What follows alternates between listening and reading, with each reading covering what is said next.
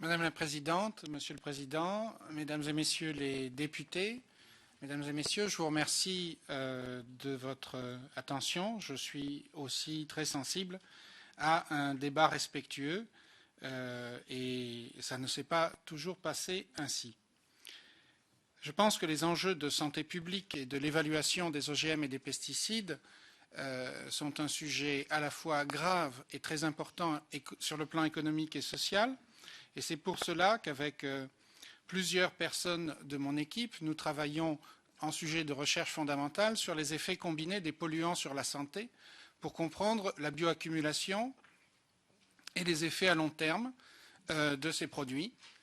Et après avoir siégé pendant 9 ans dans une commission officielle, la CGB, l'ancêtre de l'actuel HCB, ayant été moi-même dans l'évaluation du maïs transgénique NK603, il y avait une polémique à l'époque sur ce maïs transgénique NK603, comme vous le savez sans doute, évalué par la société Monsanto, comme le sont la plupart des produits industriels depuis 50 ans, tests qui sont donnés aux agences qui doivent statuer, et ces agences travaillent avec des experts dont l'indépendance est supposée garantie, mais qui quelquefois travaillent aussi avec des industriels. Et donc nous avions eu un débat avec M. Fellous, M. Pascal, entre autres, les premiers qui se sont exprimés dans la presse, qui font partie d'une association qui s'appelle l'Association française de biotechnologie végétale aujourd'hui, et si j'ai bien compris, qui travaille avec l'ILSI, le cabinet de représentants des industriels. Et nous avions eu un débat parce que sur cette souche de rat, précisément, la société Monsanto avait évalué pendant 3 mois le maïs transgénique NK603 et avait trouvé 50 effets significatifs qui étaient jugés non graves par M. Pascal parce que les effets n'étaient pas les mêmes chez les mâles et les femelles. Et parce qu'ils n'étaient pas proportionnels à la dose. C'était les deux paramètres principaux de sa prise de position pour envoyer en août 2003 l'avis, alors que la commission, la CGB, n'avait pas été encore consultée, pour envoyer cet avis à la Commission européenne dans la plus grande urgence. Et nous avons eu ensuite un débat au sein de la Commission qui n'a pas validé immédiatement cet avis qui avait été pris dans l'urgence pour dire qu'il n'y avait pas de problème significatif biologiquement, alors qu'ils étaient significatifs statistiquement pour la société Monsanto, mais avec seulement 10 rats mesurés au niveau de la biochimie par groupe, comme nous le faisons tous, parce que 50 à 65 rats, ça passe des tests de 20 millions d'euros qui, si on veut étudier tous les paramètres qui sont extrêmement rarement faits. De plus, la cancérogénèse n'est faite que quand on a une suspicion, comme on le montre dans notre étude, très très forte de cancer lié à ces produits. Donc, il n'était pas question pour M. Pascal et M. Fellous à l'époque de demander une prolongation de ces tests. Et c'est le cas pour l'ensemble des OGM dans les études réglementaires avant la commercialisation. Ils sont au maximum de 90 jours et souvent maintenant, ils ne sont plus de 90 jours. On connaît l'origine de cette décision avec quelqu'un qui travaille à l'EFSA actuellement qui s'appelle M. Harry Kuiper et qui l'a prise avec Madame Diana Banati qui travaille aujourd'hui aussi à l'ILSI. Donc nous avons décidé de continuer ces tests sur ce maïs avec cette souche de rat pendant 2 années et en même temps de tester l'herbicide Roundup parce qu'il y a une grave lacune, à notre avis de chercheurs, sur l'évaluation des pesticides aujourd'hui, qui est que seule une molécule chimique issue de la bouteille qui est vendue au jardinier ou à l'agriculteur, seule une molécule chimique est testée à long terme. En l'occurrence, pour l'herbicide Roundup ou les herbicides qu'on dit à base de glyphosate, c'est le glyphosate. Les herbicides à base de glyphosate représentant les principaux herbicides du monde. Et évidemment étant attaché au caractère de maïs OGM, puisque 80% des OGM agricoles sont tolérants au Roundup, c'est-à-dire peuvent le supporter sans mourir et s'en imprègnent, si bien que le Parlement européen a dû statuer sur les résidus admissibles de glyphosate dans les reins et les foies, dans les abats de bovins ou de porcins qui consomment ce type d'OGM tolérant au Roundup. Voilà un petit peu le contexte, à la fois scientifique et réglementaire, qui nous a poussé à faire cette étude. j'ai tout d'abord demandé à l'INRA de bien vouloir la financer au cours d'un appel d'offres qui avait été fait pour cela, que nous avions d'ailleurs stimulé et demandé à la CGB. Mais M. Gérard Pascal, qui avait demandé qu'il n'y ait pas de test à court terme, et cela est attesté dans un article récent du Nouvel Observateur, où le président de l'INRA est interviewé, avait dit que ce n'était pas utile de continuer les tests à long terme. Il faut souligner que pour la plupart des toxicités chroniques, on ne voit pas les effets à court terme, en 90 jours, mais au bout au moins de la moitié de la vie d'un animal, c'est-à-dire que nous avons choisi 2 ans parce que c'est la durée réglementaire des tests long terme pour le rat, étant donné qu'un rat vit 2 à 3 ans. Donc après, on a des phénomènes de vieillissement beaucoup plus avérés qui empêchent de voir les effets des traitements. Donc on dit que 2 ans, c'est un test vie entière ou chronique.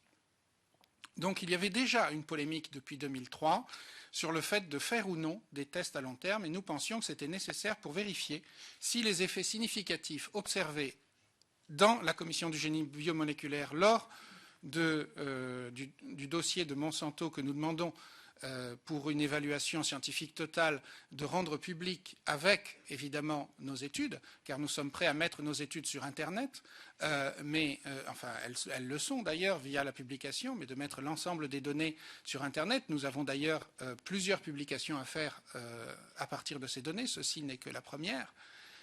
Et nous demandons, pour qu'il y ait une évaluation complète du maïs OGM NK603 et de l'herbicide Roundup, puisque c'est, si j'ai bien compris, la mission première des agences, ça n'est pas de valider scientifiquement une étude, il y a des journaux scientifiques à comité de lecture pour cela, et le processus ne dure pas quelques jours, mais 4 mois, et avec des experts dans le domaine qui peuvent être rejetés s'ils ne sont pas indépendants de l'évaluation de ces produits. Or, je vois que les agences aujourd'hui qui doivent évaluer notre travail ne sont pas indépendantes de l'évaluation de ces produits elles-mêmes, puisque c'est elles qui ont dit que ce n'était pas nécessaire pas l'ANSES directement, mais l'AFSA qu'elle contient maintenant, et le HCB via la CGB, puisque cette agence est redevenue aujourd'hui le HCB après avoir été le CGB. Ce n'était pas une agence, c'est une commission. Bon, enfin bref, les détails, vous les connaissez mieux que moi. Et donc, nous demandons que ces données qui ont permis de conclure à l'innocuité de ce maïs transgénique et à l'innocuité du Roundup en l'état de la commercialisation soient rendues publiques. Je vous rappelle que légalement, on ne doit pas retenir les données sur les effets sur la santé et l'environnement d'un produit, et on peut comprendre le secret industriel sur la méthode de fabrication du produit ou sur le procédé, mais pas sur les analyses de sang des rats. Or, nous avons un précédent, puisque Monsanto a perdu contre la cour d'appel, contre l'État allemand à la cour d'appel de Berlin, parce qu'elle retenait les 40 analyses de sang de rats qui avaient permis d'autoriser le maïs MON 863. Donc, ceci est l'aboutissement d'une longue histoire dont il faut avoir l'historique de manière à bien comprendre pourquoi il était nécessaire, à notre avis, de vérifier que les prémices de toxicité que nous pensions être les prémices de toxicité, nous l'avons publié après une étude statistique approfondie des tests de Monsanto, eh bien, savoir s'il correspondait à des pathologies chroniques avec le temps. C'est pour cela que nous avons étudié la même souche de rat, qui est effectivement la souche utilisée pour valider tous les OGM, et qui est, à long terme, la souche recommandée par le National Toxicology Program aux États-Unis, la première souche recommandée de rat pour étudier les effets de cancérogénèse. Évidemment qu'elle a une sensibilité aux tumeurs mammaires. Elle est d'ailleurs, de ce fait, davantage représentative de la population humaine, de la sensibilité de la population humaine. Une souche de cobaye absolument résistant aurait été ridicule pour tester un risque de pathologie chronique, par exemple. Donc, même souche de rats, même nombre de rats par groupe, d'abord parce que 50, on aurait aimé, mais c'est les pouvoirs publics refusant le financement ou disant que ça n'est pas leur priorité, ce qu'on peut comprendre, étant donné que depuis 50 ans, les produits développés par les industriels sont testés par les industriels. On propose d'ailleurs, je propose dans mon livre une réforme de ce système à laquelle nous avons beaucoup pensé, parce que nous pensons qu'on prend en otage la santé publique de cette manière, à terme. C'est très clair pour nous.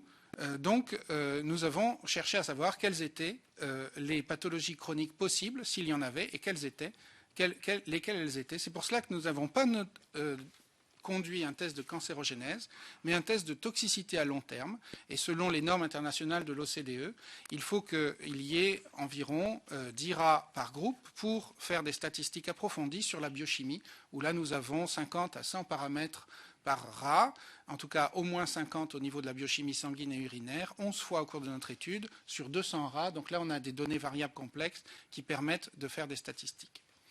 Donc les auteurs de cette étude sont, outre moi-même, Émilie Claire, qui a obtenu un doctorat dans notre laboratoire, Robin Ménage, qui est ici,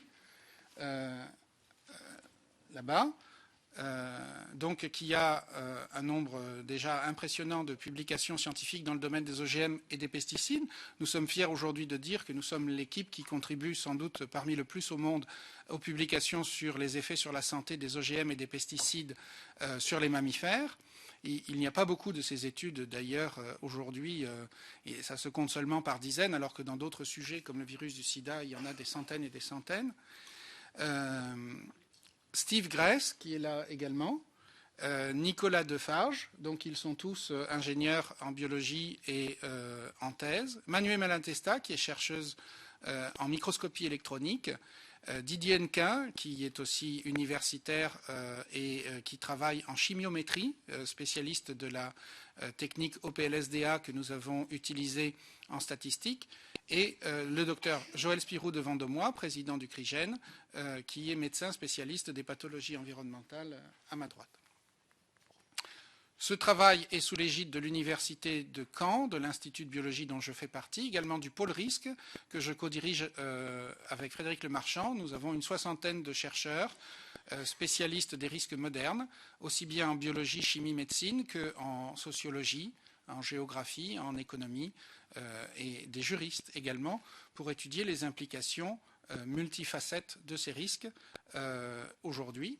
Et c'est un pôle associé au CNRS via la maison de recherche en sciences humaines de l'Université de Caen qui abrite les pôles pluridisciplinaires. Et le CRIGEN qui est une association de recherche et d'expertise qui est en convention avec l'Université de Caen et qui a permis le cofinancement de bourses de thèse avec le Conseil régional de Basse-Normandie et d'autres organismes. Alors, je parlerai des questions sur le financement de l'étude qui sont tout à fait claires et qui sont dans les remerciements de l'étude selon vos questions. J'ai expliqué en fait là pourquoi tester un OGM alimentaire à cause de la polémique qui s'était justement passée sur cet OGM et pourquoi tester le pesticide le plus utilisé au monde. Il est clair que scientifiquement nous étions en désaccord total avec Marc Fellous et Gérard Pascal qui disaient que ce n'était pas la peine de prolonger ces tests. Nous pensons que c'est scientifiquement inacceptable parce qu'on met en cause évidemment la possibilité de trouver les effets chroniques de ces produits et qu'il n'y a aucune raison de se l'interdire. Pourquoi tester le pesticide le plus utilisé au monde? Jamais avant notre étude, un pesticide n'avait été utilisé en formulation, c'est-à-dire tel qu'il est vendu dans la bouteille, à des concentrations aussi basses, pendant aussi longtemps, pour étudier les effets secondaires des pesticides formulés, comme l'on dit, c'est-à-dire tels qu'ils sont vendus dans la bouteille. La plus faible dose est à 0,1 ppb, partie par milliard, c'est-à-dire moins que ce qu'on peut trouver quelquefois dans les contaminations des eaux du robinet.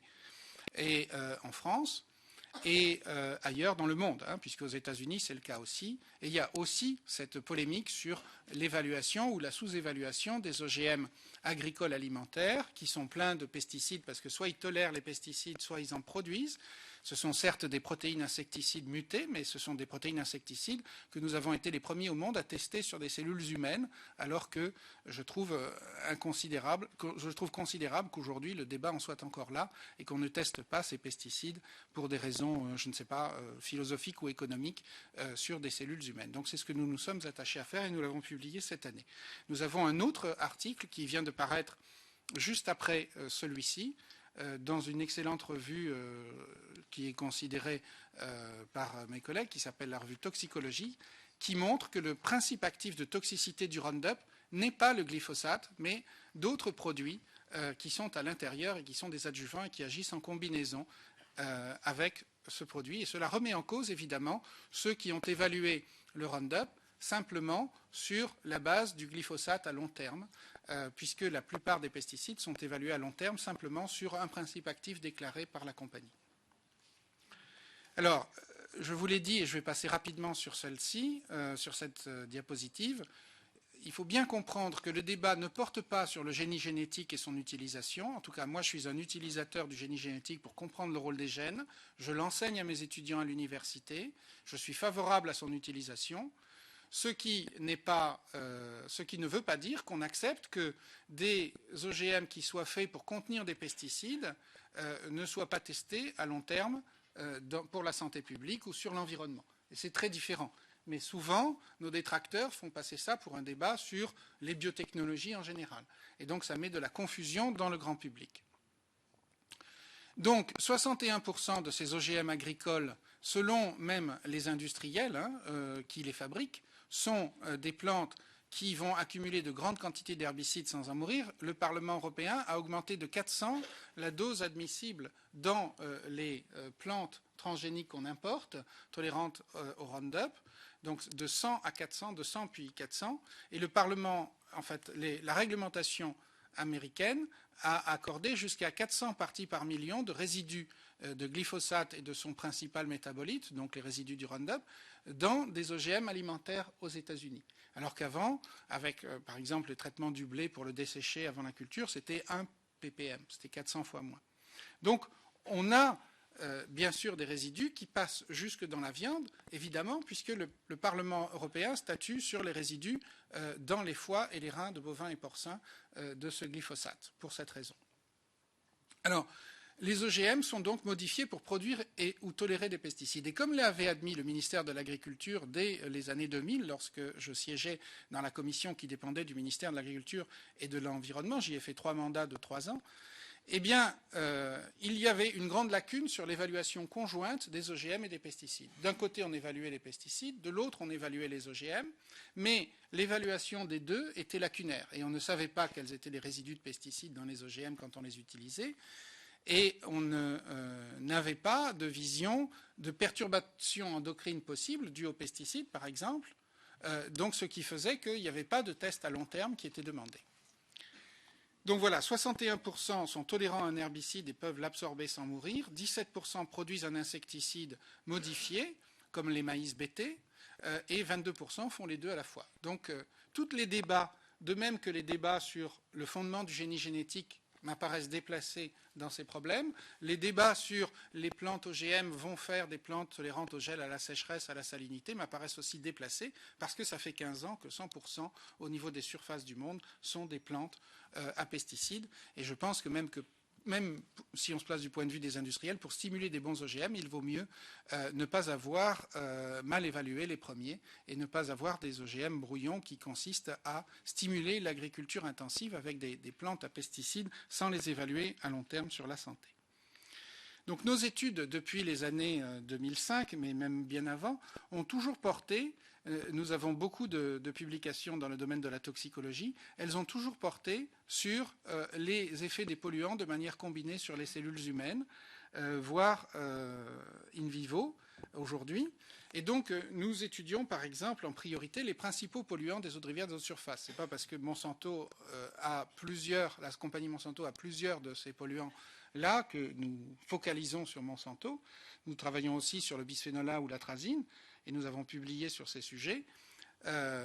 Mais il se trouve que les principaux polluants sont le Roundup ou le glyphosate, qui sont dans beaucoup d'herbicides à base de glyphosate qui n'appartiennent pas à la société Monsanto, mais dont les premiers produits ont appartenu à la société Monsanto, comme le Roundup.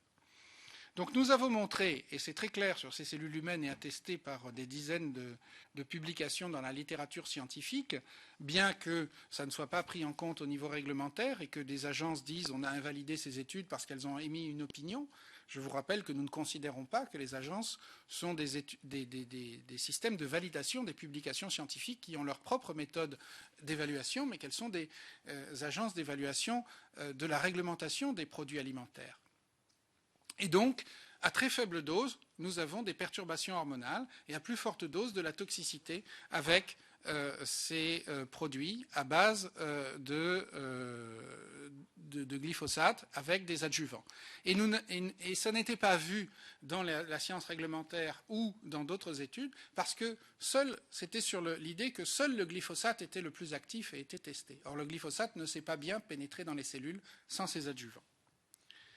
Alors, nous avons publié en 2011 dans une revue qui a été extrêmement consultée par la communauté scientifique, plus de 69 000 fois, c'est-à-dire la plus consultée sur une banque de 50 revues scientifiques, les insuffisances scientifiques majeures et des propositions de réglementation pour les OGM agricoles. Et dans cette revue, nous constatons que les industriels ont trouvé sur 19 OGM agricoles 9% d'effets significatifs par rapport au contrôle et que ces effets significatifs sont très inégalement répartis en se concentrant notamment sur le rein dans presque la moitié des cas et le foie. Et donc nous avons expliqué que l'évaluation scientifique actuelle des OGM était biaisée par une évaluation trop courte et que les tests n'étaient pas prolongés.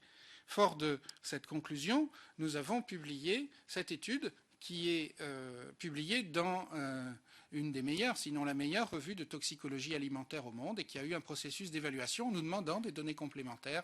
Et nous avons fourni cela, notamment toutes les études de composition, etc., des produits. Alors, je vous ai déjà présenté les membres de l'équipe et donc je vais passer aux résultats. C'est assurément l'étude la plus longue sur le maïs OGM NK603 sur un mammifère et c'est assurément l'étude la plus détaillée sur tous les OGM agricoles, avec le nombre de paramètres qui a été étudié et le nombre de doses, c'est-à-dire 3, ce que recommande l'OCDE et ce que n'avait pas fait Monsanto, elle avait étudié que 2 doses.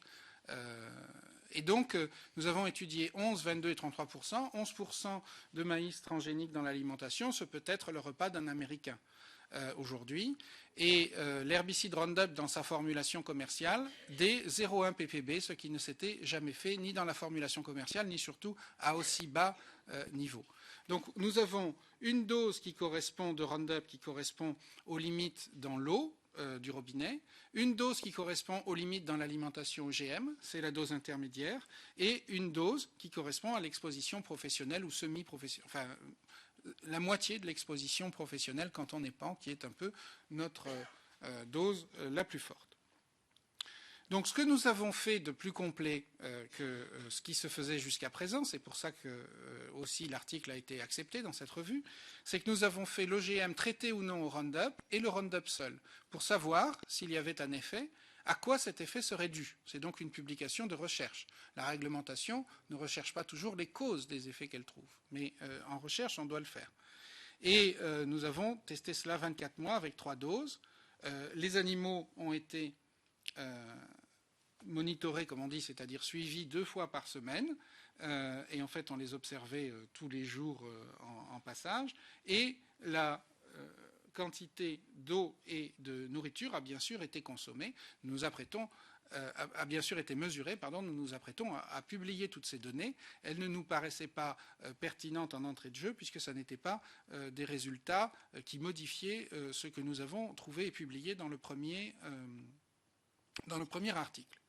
34 organes ont été disséqués, regardés au niveau de la microscopie et de la microscopie électronique aussi, plusieurs organes, ce qui n'avait jamais été fait avant, et 11 dosages au cours des 2 années, ce qui en fait l'étude la plus détaillée. Alors pourquoi ça n'est pas à la portée d'un laboratoire de biologie, disons, courant? Parce que ça coûte 3,2 millions d'euros et qu'il n'y a généralement pas d'appel d'offres de cette ampleur pour un seul laboratoire ou une seule expérience. C'est des réseaux de laboratoires qui ont cela.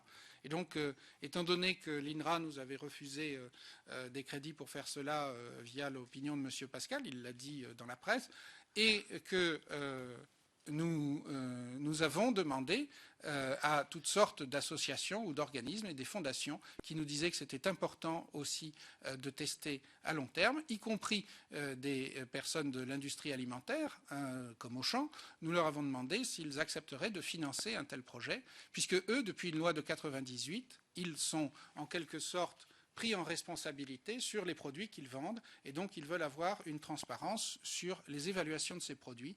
Ils ont déjà été échaudés par l'affaire de la vache folle où il n'y a pas eu de transparence sur les raisons pour lesquelles on a accepté de ne moins chauffer les farines animales sans faire de tests à long terme sur les vaches, par exemple, avant de commercialiser ces farines non chauffées. Pour autant, on a également mesuré les hormones sexuelles, ce qui nous paraissait important d'après nos études in vitro sur les cellules humaines. Alors, nous avons remarqué que les rats mouraient plus rapidement. Par exemple, le premier mâle nourri aux OGM meurt 1 an avant le premier témoin, la première femelle 8 mois avant. Dans une courbe, il y a toujours le point de départ et le point d'arrivée. Et de manière plus importante, c'est le point d'arrivée. 2 à 3 fois plus de mortalité chez les femelles traitées et 5 fois plus de mâles OGM, par exemple, à la dose 11% au 17e mois, ce qui n'est pas le cas pour tous les groupes. Voilà les courbes. Les flèches qui sont comme ceci à l'horizontale, ce sont les écarts avec les contrôles, et les flèches à la verticale, les amplitudes des effets.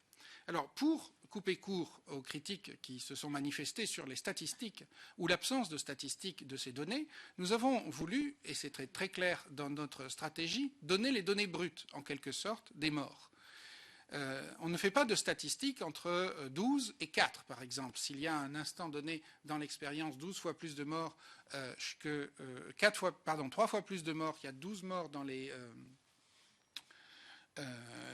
un traitement sur l'ensemble des 3 groupes, par exemple, et 4, ou qu'il y a, par exemple, 6 morts dans un groupe et 3 ou 2 dans les contrôles, puisque vous voyez qu'il y a 2 morts au final chez les rats contrôle, eh bien, c'est, par exemple, s'il y en a 2 face à 6, c'est 3 fois plus chez les traités. Et on ne fait pas de statistiques entre 2 valeurs discrètes comparées chronologiquement. Pour faire des statistiques, il aurait fallu avoir des modèles mathématiques pour ces courbes, et nous nous sommes refusés à faire des hypothèses sur des groupes de 10 rats aujourd'hui. Donc, ces courbes sont des données brutes. Nous n'avons pas tenu compte des effets dans les zones grisées qui correspondent au dépassement de l'espérance de vie des rats contrôles. Parce qu'à ce moment-là, les phénomènes de vieillissement peuvent être prépondérants par rapport aux effets du traitement. Donc vous voyez qu'il n'y a pas de mortalité supérieure dans les mâles traités au Roundup. Et vous voyez aussi que les effets ne sont pas proportionnels à la dose, linéaires à la dose. Et pour des effets, par exemple, hormonodépendants, il n'y a pas cette proportionnalité. Par exemple, un peu d'estradiol provoque l'ovulation, beaucoup d'estradiol a l'effet pilule, c'est-à-dire l'effet contraire, et tous les chercheurs savent, en tout cas 40 000 chercheurs américains ont signé une pétition pour expliquer que ces effets non linéaires n'étaient pas pris en compte dans la réglementation aujourd'hui et qu'on applique plutôt des principes de toxicologie à court terme qui sont un peu l'effet poison, si vous voulez. Alors, les rats consommant des OGM et ou traités au Roundup ont eu des tumeurs plus rapidement, apparaissant jusqu'à 600 jours avant, et 94 jours avant chez les mâles et 94 jours avant chez les femelles. Et de manière plus importante, 2 à 3 fois plus de tumeurs. Donc ces chiffres parlent. Mais ce que nous avons fait dans cette étude, c'est d'abord, comme tout chercheur, nous savons que les statistiques ne disent pas la vérité, mais qu'elles sont une indication comme le reste. Mais ce que nous avons fait, c'est utiliser les statistiques là où elles étaient possibles, c'est-à-dire avec les données multivariables complexes. Je vous rappelle, 11 prélèvements sur 50 paramètres x 200. Et nous avons corroboré l'ensemble des résultats en anatomopathologie, l'observation des animaux, la mortalité, etc. Et puis la microscopie optique, la microscopie électronique, les dosages biochimiques hormonaux. Et nous avons ainsi pu voir ce qui se passait. Alors, nous avons été surpris par le nombre croissant de tumeurs. Nous avons même eu un déficit pour faire analyser toutes les tumeurs que nous n'attendions pas. Et nous avons remarqué, par exemple, dans un accroissement par rapport aux femelles contrôles, et les mâles contrôles, il n'y a eu qu'une tumeur à la fin, un accroissement par rapport aux femelles contrôles qui pouvait être 3 fois plus. Ici, vous le voyez, par exemple, pour les doses minimales de Roundup. Donc pour les détails, je vous les donnerai si vous voulez, mais vu le temps court, je ne vais pas tous les donner maintenant. C'est un phénomène, encore une fois, non proportionnel à la dose, avec un seuil saturant aux plus faibles doses, qui apparaît là et qui nous apparaît, pour le moins, en imaginant qu'on ne puisse pas faire de statistiques sur des groupes de 10 rats, très préoccupant. Et je pense que dire en 24 heures ceci ne vaut pas un clou, comme l'a fait M. Gérard Pascal dans la presse, me semble très étrange, avec une violence incroyable quand il s'agit d'une grande revue de toxicologie en moins de 24 heures. Et donc ceci ne nous paraît pas effectivement très scientifique. Alors après, nous répondons en expliquant les liens de ces personnes avec l'industrie et comment elles se sont battues évidemment pour empêcher ce type de test qui ne nous paraît pas non plus très scientifique. Les femelles sont mortes principalement, selon les anatomopathologistes, de tumeurs mammaires. Il est clair que quand on a de la médecine légale, par exemple, et qu'on regarde de quoi un corps est mort, par exemple, on a une fiche légale et on fait confiance aux médecins légistes et on n'a pas de statistiques, c'est sur un cas. Là, nous avons 200 cas et donc nous avons pu voir que les femelles étaient mortes essentiellement de tumeurs mammaires et d'anomalies hypophysaires, corroborant le fait qu'il s'agissait d'un problème hormonal. Ça apparaît en microscopie ici. Alors, voilà ce qui nous a impressionnés, qui n'était pas évidemment à la même ampleur chez les rats contrôles, comme vous venez de le voir. Et nous avons donc voulu aller plus loin en collationnant l'ensemble des données biochimiques au cours de l'étude. Alors, pour l'anatomopathologie, et terminer avec cela, il y avait des problèmes rénaux de nécrose, de congestion, et aussi hépatiques de nécrose et de congestion, et des néphropathies sévères qui effectivement se développent chez les rats âgés, mais qui là se développaient de manière précoce chez les témoins. Et cette souche de rats est aussi sensible à certaines néphropathies avec le vieillissement, mais pas chez les tout jeunes. Et donc, nous avons collationné le nombre de ces perturbations dans l'ensemble des rats, et nous avons jusqu'à, par exemple, 26 problèmes mammaires sur 10 rats dans les rats traités au Roundup, si j'arrive à voir la flèche là qui bouge, voilà, contre, par exemple, à la fin de l'expérience, mais en cours d'expérience, la chronologie était aussi en défaveur était en défaveur de la santé des rats traités. Et nous avions, par exemple, à la toute fin, 5 contrôles et 10 problèmes mammaires à la toute fin d'expérience. Donc nous avions des pathologies spécifiques en fonction du sexe, les mâles ayant des problèmes hépato-rénaux davantage, les femelles des tumeurs mammaires, et des problèmes hypophysaires et des problèmes hormonaux, non linéaires, donc c'est vraiment la marque d'une pathologie hormonale, et donc hormonodépendants. Et pas seulement pour cela, mais parce que, alors là, au niveau statistique et biochimique, les hormones, par exemple, sexuelles, étaient déréglées chez les femelles, ce qui provoque, on le sait aujourd'hui, des tumeurs mammaires. Par exemple, tous les traités, là encore je cherche ma flèche, pardon, tous les traités,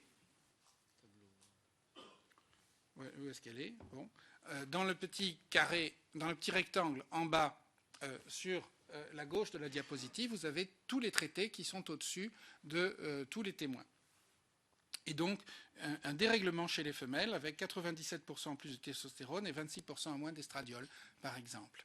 Et cela, c'est une méthode au PLSDA qui est utilisée en génomique aujourd'hui, pas très connue des statisticiens parce qu'elle est très nouvelle et pas très utilisée, sauf en génomique et en transcriptomique. Et c'est ce que nous avons utilisé en recherche pour faire l'analyse la plus approfondie possible. Alors nous savions que le Roundup empêchait le fonctionnement des récepteurs aux estrogènes et aux androgènes, à la fois alpha et bêta pour les estrogènes et les androgènes, et nous savions qu'il y avait aussi cet effet sur les cellules testiculaires de rats. C'était sur les cellules humaines et de rats. Nous l'avions démontré et publié. Et donc, nous pouvons expliquer les problèmes des tumeurs, les dérèglements hormonaux, parce que nous vérifions in vivo ce que nous préconisions, ce que nous disions in vitro sur les cellules humaines d'embryons, de reins d'embryons. Nous ne détruisons pas des embryons, mais c'est avec des cellules de placenta et de cordon ombilical ou des lignées cellulaires, où nous confirmons sur plusieurs modèles cet effet perturbateur hormonal qui s'est confirmé, se concrétisant par des problèmes hypophysaires et mammaires chez les femelles. Et les foies et les reins sont les organes de détoxification. Alors, sur l'OGM traité au Roundup, les résidus qui sont moins disponibles par extraction peuvent aussi avoir cet effet. Pourquoi ? Parce que Manuela Malatesta avait montré que des souris nourries au soja au Roundup avaient les mêmes problèmes hépatiques au niveau de la microscopie, mais elle n'avait pas fait une étude aussi longue et aussi détaillée sur tous les paramètres, et parce qu'elle avait été capable de reproduire ces effets sur les cellules hépatiques avec des résidus de Roundup rajoutés in vitro sur les cellules. Donc l'image est cohérente pour expliquer les effets de l'OGM avec du Roundup tel qu'il est traité. Mais ça n'exclut pas d'autres effets métaboliques de l'OGM lui-même. Alors nous avons été surpris, je vais passer là-dessus parce que le temps passe, nous avons été surpris des effets sur le traitement OGM seul. Et ce que nous avons remarqué, c'est que la façon dont est modifiée la plante pour pouvoir être insensible au Roundup, elle n'y est pas réellement résistante parce qu'il n'y a pas de mécanisme actif pour exclure le Roundup, elle y est juste insensible. Et c'est une surexpression d'une enzyme qui sert à fabriquer des produits essentiels chez les plantes, ce sont des acides aminés essentiels. Et en fait, la surexpression de cette enzyme, quand il n'y a pas de Roundup, va dérégler le métabolisme et faire diminuer des acides aromatiques, d'ailleurs, essentiels chez la plante, tels que l'acide férulique et l'acide caféique. En tout cas, c'est ce que nous avons constaté dans les croquettes, en refaisant la composition des croquettes sur des produits qui ne sont pas normalement mesurés dans l'équivalence en substance, puisque nos croquettes sont équivalentes en substance et elles sont faites selon les normes BPL, c'est-à-dire c'est comme des croquettes de vétérinaire dans une alimentation complète. Donc, cela n'exclut pas qu'il y ait d'autres composés toxiques que nous allons chercher par des expériences en génomique et en transcriptomique qui soient formés par la plante pour voir quels sont les gènes qui ont été modifiés et qu'est-ce qui s'est passé au niveau des rats. Mais pour l'instant, nous avons un début d'explication avec des composés mammoprotecteurs et hépatoprotecteurs connus dans la littérature scientifique pour cela, l'acide férulique et caféique. Je vais passer sur ces détails qui sont plus scientifiques pour répondre ensuite à vos questions. Et cela n'exclut pas que ces produits qu'il y ait d'autres produits toxiques, mais en tout cas, nous avons remarqué que des acides hépatoprotecteurs, mammoprotecteurs, sont en moins grande quantité dans les croquettes issues d'OGM non traitées au Roundup. Nos conclusions, c'est qu'il y a des tumeurs mammaires et des toxicités hépatorénales. Ça ne vient pas d'une seule statistique ou d'un tableau, ça vient de la corrélation de l'ensemble des résultats et de ces technologies sur cette étude, qui reste avec ses limites, comme toute étude que nous admettons la plus approfondie au monde sur un pesticide en formulation et sur un OGM agricole. Et le Roundup a des effets graves sur la santé à de très faibles doses, ce qui n'était pas connu parce que la société Monsanto, à long terme, testait seulement le glyphosate. Et des effets métaboliques toxiques sont aussi dus à l'OGM seul, pour une partie des raisons que nous avons évoquées. Donc ce que nous recommandons, c'est que les autorisations de ces produits soient revues, que pour cela, l'ensemble des données qui ont permis les autorisations de ces produits soient mises sur le marché, soient mises sur le public pour la plus grande transparence. C'est très important pour nous et nous voulons jouer le jeu de la transparence jusqu'au bout sur les données brutes, mais que vous avez vues déjà en partie, à condition que, évidemment, les agences qui ont couvert les autorisations de ces produits donnent les données sur lesquelles elles se sont appuyées. Cela nous paraît essentiel. C'est la responsabilité du ministère de l'Agriculture aujourd'hui que les données sur la santé, pour les OGM, il y a l'article 25 de la directive 2001-18 qui dit que les effets sur la santé doivent être publics. Il y a eu des précédents. Donc, ces effets qui ont permis de dire que le GMNK 603 était inoffensif doivent être sur les données. Et qu'est-ce que ça permettra, Madame la Présidente ? Doivent être dans le public. Nous nous les donnerons sur notre site Internet. Ça permettra de sortir de ces débats stériles de critiques pinailleuses qui disent c'est pas la bonne souche de rats, c'est pas le bon nombre de rats par groupe, etc. Parce que Monsanto et tous les OGM sont étudiés sur ces rats. Et puis, l'équivalence en substance, c'est-à-dire l'étude de la composition chimique globale, ne démontre pas l'absence de toxicité, puisqu'on peut la voir à long terme, alors que les régimes sont équivalents en substance, comme dans notre étude. Les tests réglementaires doivent être publics, indépendants des compagnies, et soumis à une expertise contradictoire pour que nous puissions enfin, à mon avis, sortir des débats stériles, mener les expériences, même si elles devraient être recommencées par d'autres, ce que nous demandons aussi, même si elles doivent être prolongées pour beaucoup d'autres OGM, être faites sur des petits et des études transgénérationnelles, bien sûr, ce qui n'est pas fait encore correctement. Et donc, nous demandons que tout ça soit sur le tapis pour pouvoir sortir de ce débat stérile qui dure maintenant depuis 15 ans et qui croit se focaliser sur les biotechnologies, alors qu'en fait, il s'agit de problèmes de santé publique. Je vous remercie pour votre attention.